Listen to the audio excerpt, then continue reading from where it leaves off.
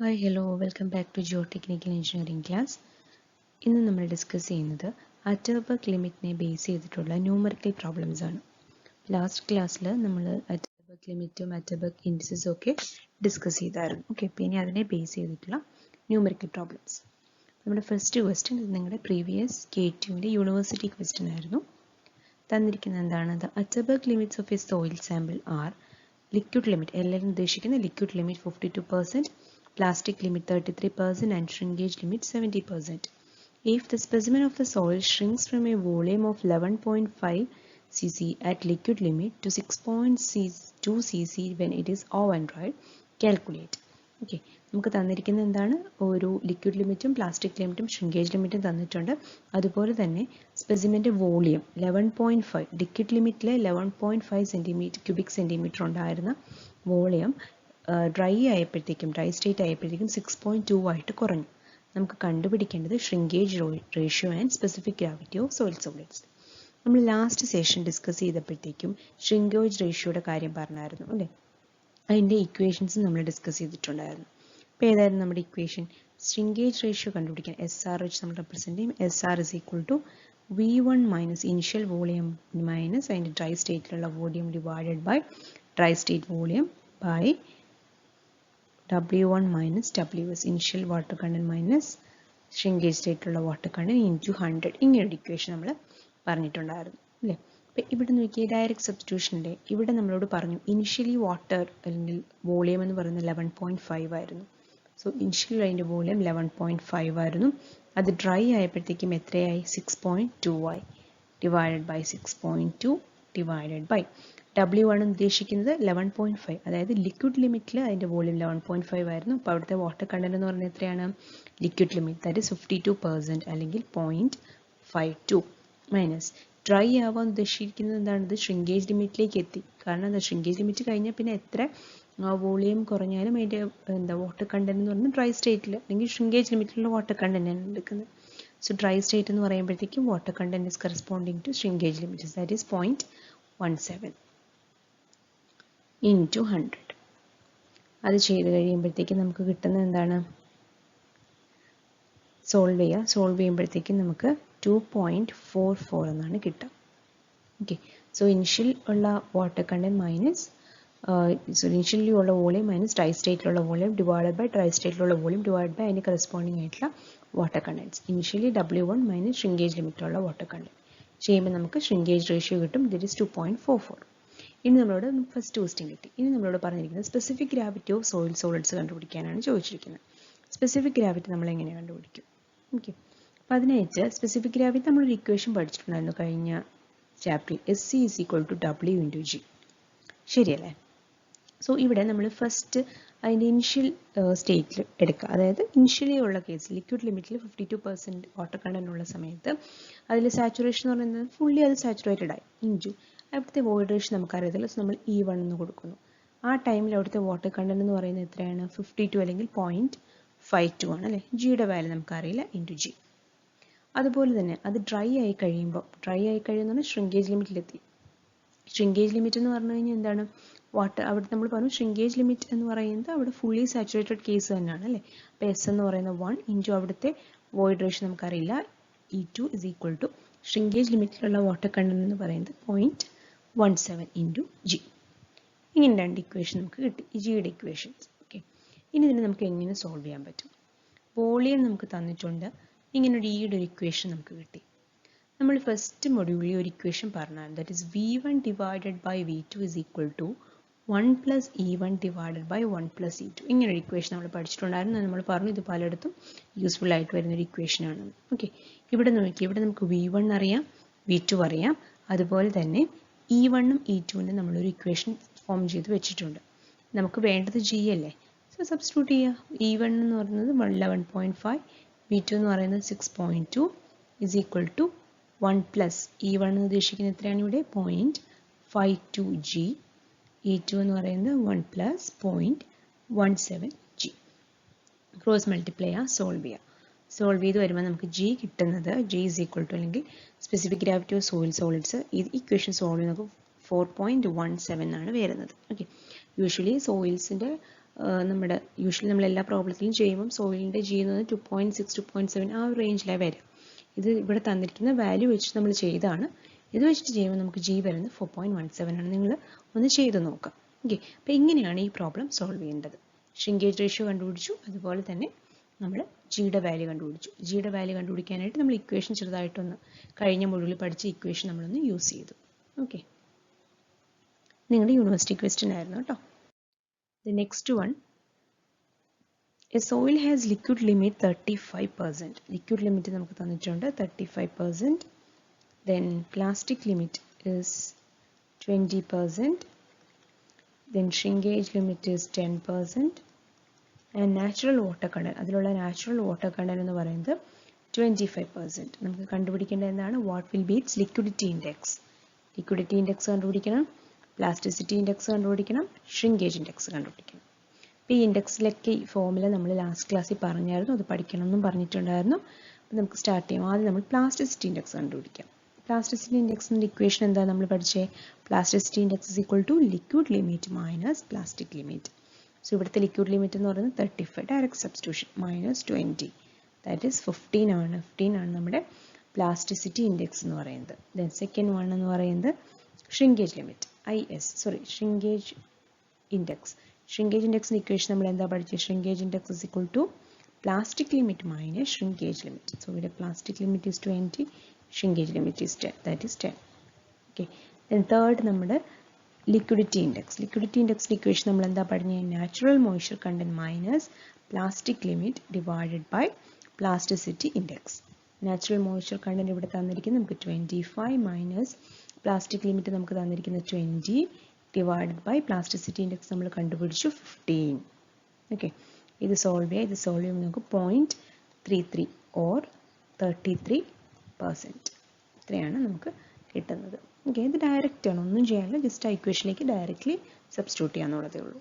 Okay, next problem തന്നിരിക്കുന്നത് എന്താണ്? നമ്മൾ ആദ്യം ചെയ്ത പ്രോബ്ലം പോലെ സിമിലർ പ്രോബ്ലം ആണ്.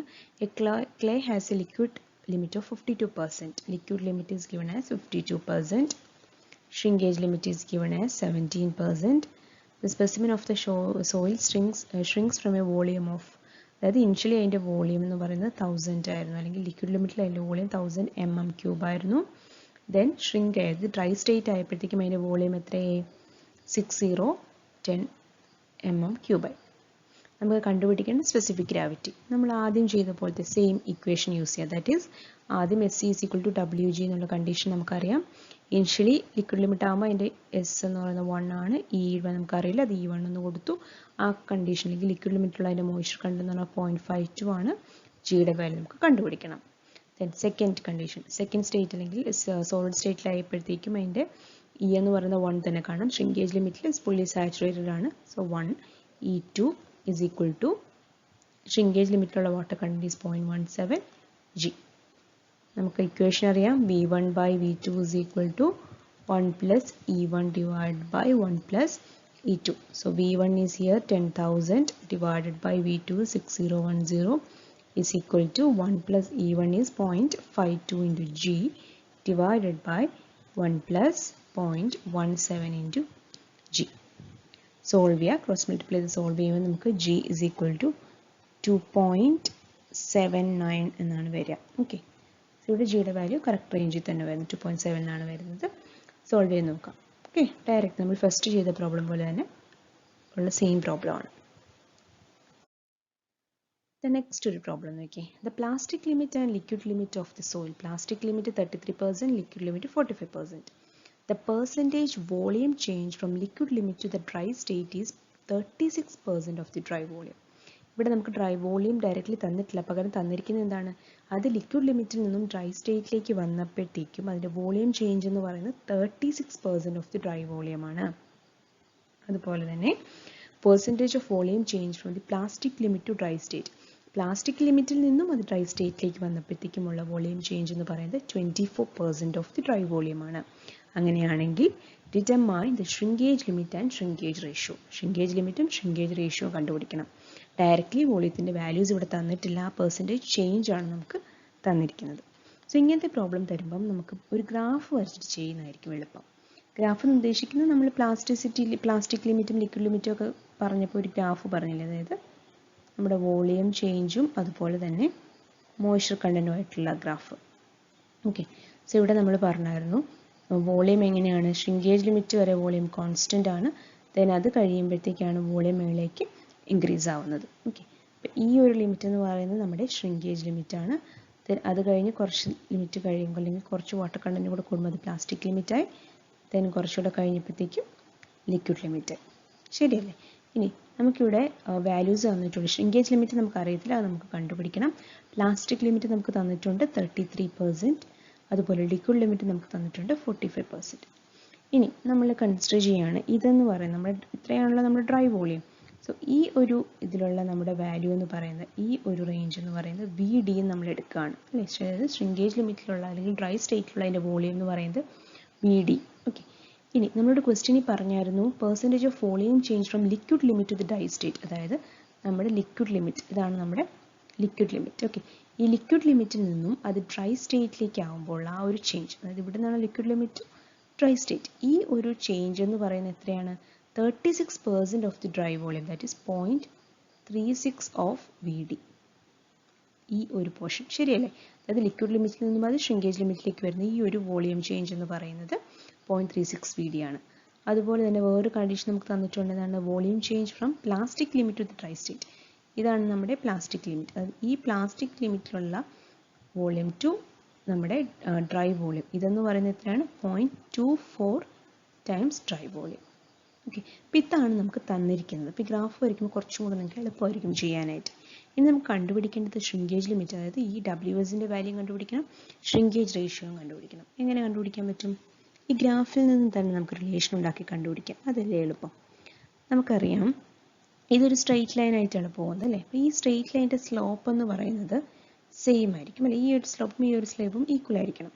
അങ്ങനെയാണെങ്കിൽ ഈ രണ്ട് ട്രയാങ്കിൾ നമ്മൾ കൺസിഡർ ചെയ്യുകയാണെങ്കിൽ ഈ രണ്ട് ട്രയാങ്കിളിൻ്റെയും സ്ലോപ്പ് സെയിം ആയിരിക്കണമല്ലോ. അങ്ങനെയാണെങ്കിൽ നമുക്ക് ഈ ഇക്വേഷൻ എങ്ങനെ എഴുതാം? ദാറ്റ് ഈസ് ഈ ഇതിൻ്റെ height altitude divide by base എന്ന് പറഞ്ഞാൽ ഈസ് ഈക്വൽ ടു എന്തായിരിക്കണം? ഈ ട്രയാങ്കിളിൻ്റെ ഓൾട്ടിറ്റ്യൂഡ് ഡിവൈഡ് ബൈ ബേസ് ആയിരിക്കണം. കാരണം ഇത് സ്ട്രെയിറ്റ് ലൈൻ ആണ്, സ്ലോപ്പ് നമ്മൾ എവിടെ സ്ലോപ്പ് എടുത്താലും സ്ലോപ്പ് സെയിം ആയിരിക്കണം. നമ്മൾ ഈ രണ്ട് ട്രയാങ്കിൾ നമ്മൾ കൺസിഡർ ചെയ്യണം. അങ്ങനെയാണെങ്കിൽ ഫസ്റ്റ് നമ്മൾ ഇതിൻ്റെ ഓൾട്ടിറ്റ്യൂഡ് എന്ന് പറഞ്ഞാൽ എത്രയാണ്? ഈസ് ഈക്വൽ ടു, അത് കിട്ടാനായിട്ട് നമ്മൾ എന്ത് ചെയ്താൽ മതി?